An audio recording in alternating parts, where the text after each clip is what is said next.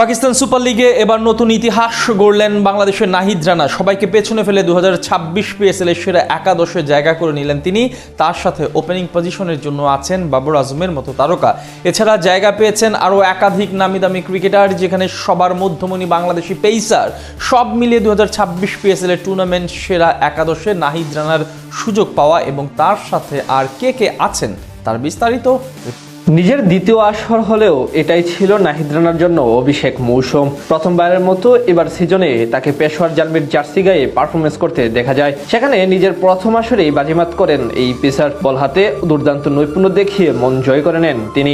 নাহিদ রানার এমন পারফরমেন্সের আরও এক স্বীকৃতি দিল এবার ক্রিকেটের বাইবেল খ্যাত উইজডেন সহ একাধিক শীর্ষস্থানীয় ক্রিকেট ভিত্তিক মিডিয়া, যেখানে পাকিস্তান সুপার লিগের 2026 মৌসুমের সেরা একাদশে জায়গা পেয়েছেন বাংলাদেশের এই স্পিড স্টার, যেটি নিশ্চিতভাবে রানার জন্য এক গর্বের বিষয়।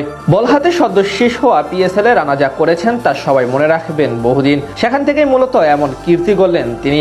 আসরের সেরা একাদশে নাহিদ রানার পাশাপাশি আছেন টুর্নামেন্টের আরো 10 জন সেরা পারফর্মার। সেখানে উইজডেন ওপেনার হিসেবে রেখেছেন পেশোয়ার জালমির অধিনায়ক বাবর আজমকে। ব্যাট হাতে দুর্দান্ত এক মৌসুম পার করে ফ্র্যাঞ্চাইজিটির ট্রফি জয়ে সবচেয়ে বড় ভূমিকা রাখেন তিনি।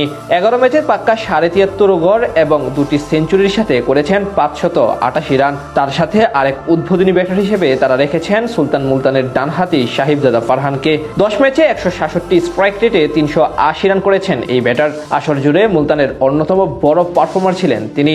3 নম্বরে আছেন নাহিদ রানার আরেক সতীর্থ কুশাল মেন্ডিস। ব্যাট হাতে বিদেশি ব্যাটারদের মধ্যে সবচেয়ে সফল ছিলেন তিনি। 11 ম্যাচে মেন্ডিসের নামের পাশে আছে পাক্কা 550 রান।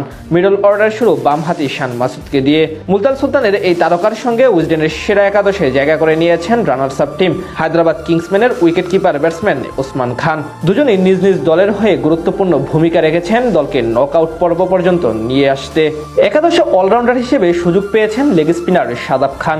10 ম্যাচে 140-এর উপর স্ট্রাইক রেটে 173 রান করার পাশাপাশি মাত্র 14.48 গড়ে 17 উইকেট নেওয়ার কারণে তাকে একাদশে রেখেছে উইজডেন। তার সঙ্গে পেস বোলিং অলরাউন্ডার হিসেবে সুযোগ পেয়েছেন ফাইনালের সেরা খেলোয়াড় অ্যারন হার্ডি। প্রায় 44 গড়ে ব্যাট করার পাশাপাশি 11টি উইকেট আছে এই ক্রিকেটারের নামের পাশে।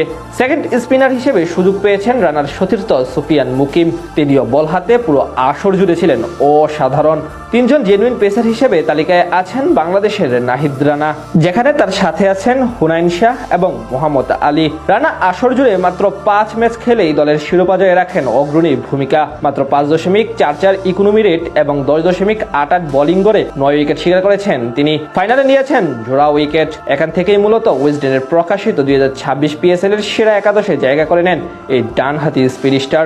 এছাড়া পাকিস্তানি গণমাধ্যম প্রো পাকিস্তানের গড়া সেরা একাদশেও নাম আছে রানার। এখান থেকে বোঝা যায় আসর জুড়ে কতটা অপ্রতিরোধ্য ছিলেন বাংলাদেশের এই পেসার, যার তা ক্যারিয়ারের অন্যতম বড় টার্নিং পয়েন্ট হতে পারে।